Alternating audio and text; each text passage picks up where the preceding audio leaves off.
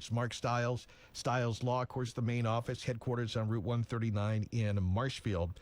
So let's get into a couple of different things. What we're going to talk about, mixed use is a term we've talked about. We brought it up before, and maybe we can talk about what that means. Mixed use. And I mean, sometimes it's being thrown around a lot, but what does it really mean? I love it. And I mentioned it because that's what this concept is. So the concept I have up here is it's an office on the first floor, right? So it's that shared office where people can, expand. They can have their office. They can hang a license. Obviously you have to have the proper licensing to do things like that, but you can meet with clients. You can have a presence in a location that you're up at.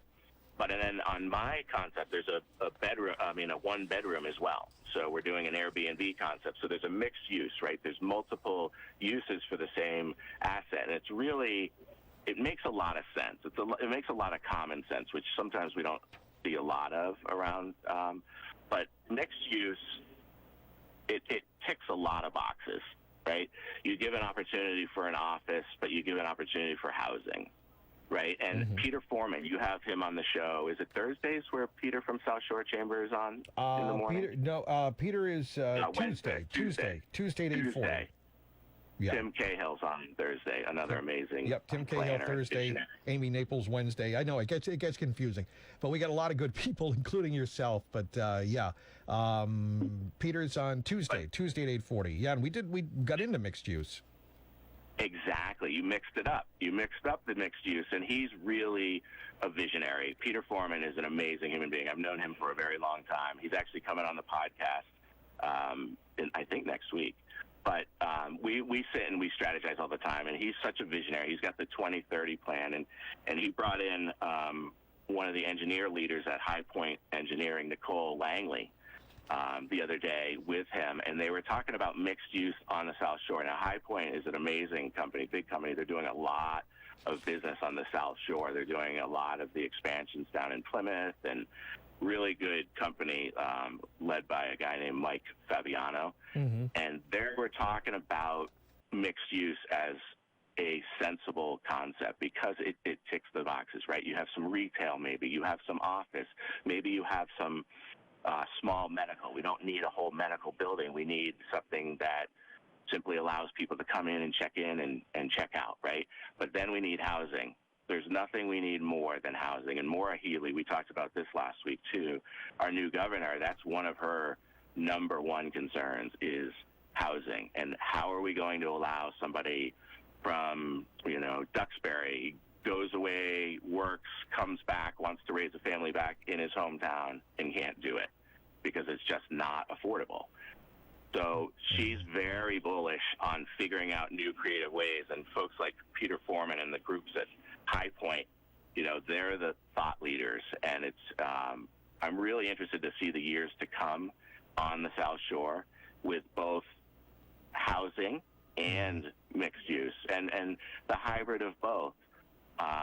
But zoning itself, I would be paying very close attention to zoning because zoning is going to be in the news a lot with the ancillary dwelling units we talked about with the in-law apartments, quote unquote in-law apartments, and these mixed use, the sensible, creative developers, and I think the state is going to put a lot of pressure on the local zoning boards to relax their standards. So it's going to be really interesting the next few years, but exciting nonetheless. Complex, but really interesting. Well, I was wondering, Mark, I suppose you've probably been thinking about this too, because I mentioned it's about these shopping malls or malls, having housing as part of it, or some of them torn down to make way for housing. Are we going to see, remember, you'd have a lot of these abandoned strip malls, and will that become housing? Do you see that in the future, that, retail, maybe these things will never get full, so the owner would like to put apartments in?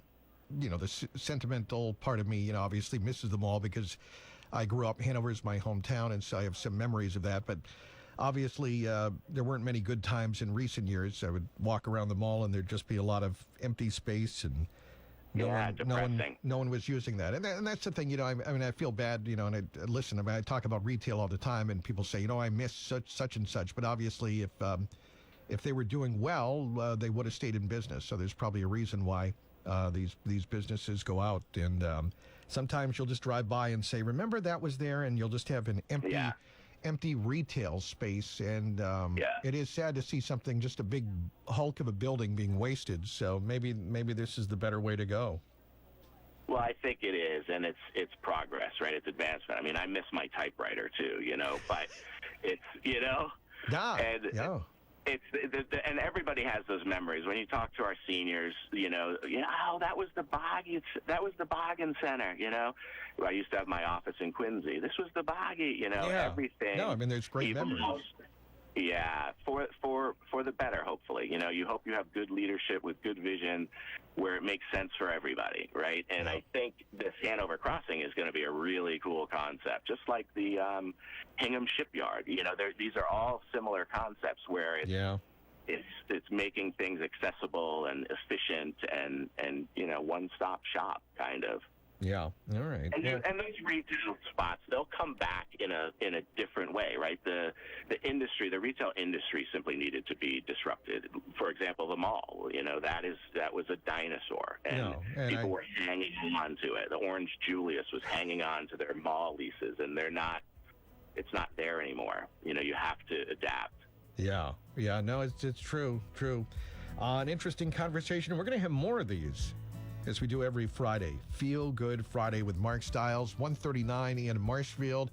And you can find out stiles-law.com. And Mark, tell us how people reach you and your team. Well, if they're looking for legal services, we're primarily real estate and estate planning. And our concierge at 781-319-1900 will put you right with the proper team, get you going in the right direction so we can be proactive.